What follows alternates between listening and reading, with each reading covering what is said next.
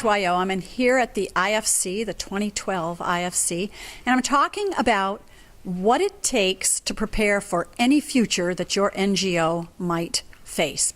And these are just a few of the things that I've been thinking about.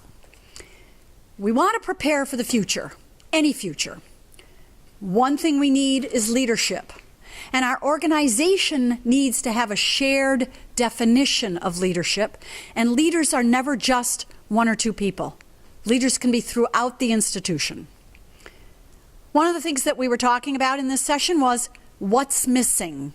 That may sound strange, but as we think about what do we have to know to prepare for any future, one of the people in the master class started saying, I always ask myself what's missing when I'm thinking about the future, when I'm planning. Another thing we talked about, vocabulary. Leadership, what does it mean to you? What does it mean to me? We have to create a shared understanding of the words that we use so that we're all working towards the same thing. Another item to prepare for any future that might come along, understanding organizational culture.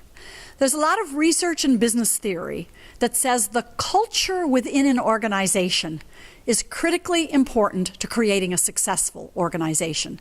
So we leaders, as we're working to prepare for any future that might come along, must understand the concept of organizational culture and must build a strong organizational culture. Another item, values. The philosophy upon which you base your organization and its work and the implementation of those values. It can be things like excellence and integrity, all sorts of different things, but again, that we have articulated our values as an organization. One of the things that we were talking about was raising the issue, what's the role of diversity in building a strong organization that can be prepared for any future? That's an important question that an organization has to talk about. What's the role of diversity in its board and in its staff?